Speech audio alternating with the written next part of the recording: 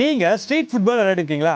5 பேர் டிஃபென்ஸ் நிற்கும் போது ஸ்ட்ரைக்கரால கோல் அடிக்க முடியுமா? எக்ஸாக்ட்லி சேம் கான்செப்ட் தான் இப்போ நாம பார்க்க போற நீட் கொஸ்டினும். வாங்க கொஸ்டின்குள்ள போகலாம்.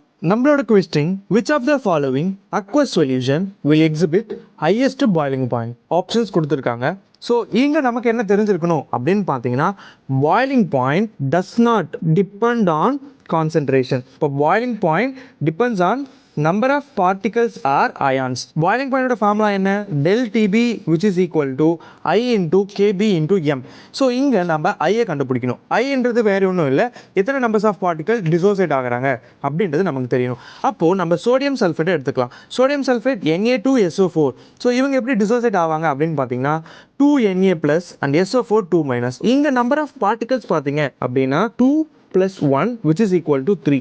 அப்போ 3 into concentration நம்ம பண்ணும்போது will get 0.03. ஸோ அதுவே நெக்ஸ்ட் ஆப்ஷன் நமக்கு இருக்கிறது C6H12O6. அதை நம்ம குளுக்கோஸ் அப்படின்னு சொல்லுவோம். ஸோ குளுக்கோஸ் நம்ம டிசோசியேட் பண்ணால் அவங்க செப்பரேட் அயான்ஸாக டிசோசியேட் ஆக மாட்டாங்க. ஸோ அவங்களோட ஐ value we have to consider it as a 1. So 1 into 0.015 which is equal to same answer 0.015. So next urea. So urea also same as glucose. அப்போது அவங்களோட ஐ value also 1 தான் வருவாங்க. 1 into 0.01 which is equal to 0.01. So next நம்மளோட potassium nitrate. So அவங்க பார்த்தீங்கன்னா K plus and NO3 மைனஸாக dissociate ஆவாங்க. So அப்போது அவங்களோட நம்பர் ஆஃப் அயான்ஸ் பார்த்தீங்கன்னா 1 which is equal to 2 and 2 into 0.01 which is equal to 0.02. இங்கே நம்மளோட வேல்யூ பார்த்தீங்கன்னா 0.03 தான் ஹையஸ்டான வேல்யூவாக இருக்குது. ஸோ அப்போது பாய்லிங் பாயிண்ட் யாருக்கு அதிகமாக இருக்கும் அப்படின்னு பார்த்தீங்கன்னா சோடியம் சல்ஃபேட் அப்படின்றவங்களுக்கு தான் ஹையஸ்டான பாய்லிங் பாயிண்ட் இருக்கும். அப்போது ஃபுட்பாலில் கோல் போடணும்னா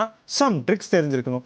அதே போல தான் நீட் எக்ஸாம்லையும் நல்ல மார்க்ஸ் ஸ்கோர் பண்ணணும்னா கான்செப்டான ஷார்ட் ட்ரிக்ஸ் தெரிஞ்சிருக்கணும். இதே போல ஷார்ட் ட்ரிக்ஸ் தெரிஞ்சுக்கணும்னா நம்ம பேஜை ஃபாலோ பண்ணுங்க.